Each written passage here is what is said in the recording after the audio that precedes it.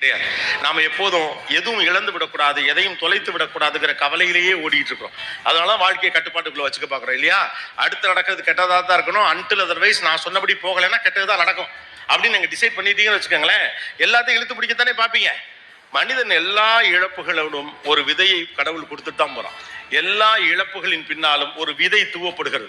நீங்க உன்னை இழக்கிறீங்கன்னா உங்க கண்ணுக்கு தெரியாம அங்க இன்னொரு வாய்ப்பு கொடுக்கப்பட்டு தான் போகுது.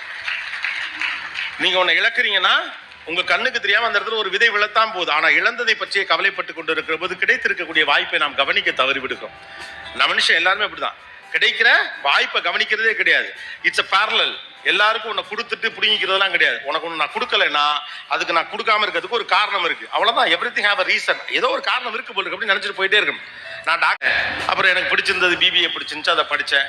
எம்பிஏ படிக்கணும் தான் சென்னைக்கு வந்தேன், நடக்கலை. ஆனால் இப்போ என்ன மோசம் போச்சு, அது நடக்காமல் போனதற்கு இப்படி நடக்க வேண்டும் என்று ஒரு காரணம் இருக்கிறது, அவ்வளவுதானே.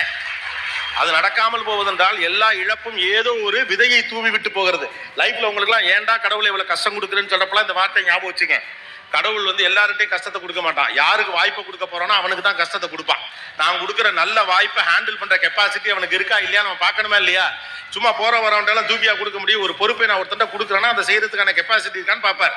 ஒரு நல்ல பணக்கார தந்தை, வெறும் பணக்கார தந்தை சொல்ல, நல்ல பணக்கார தந்தை தன்னுடைய 3 பிள்ளை இருக்காங்க அப்படின்னா 3 பிள்ளை நான் பெத்த பிள்ளைங்கிறதுக்காண்டி தூக்கி ஒருத்தண்ட டபக்கெல்லாம் பதவி கொடுக்க மாட்டார்.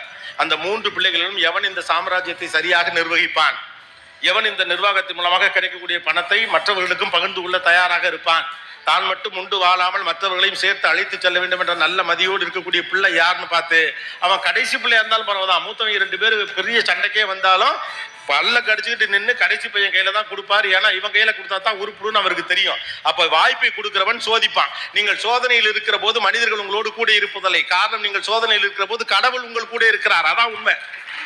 இது புரியாம தான் கடவுளை ஏன்டா கஷ்டத்தை கொடுத்து அவர் அங்கே லூசு போல செக்கிங் போயிட்டுக்கிறான்.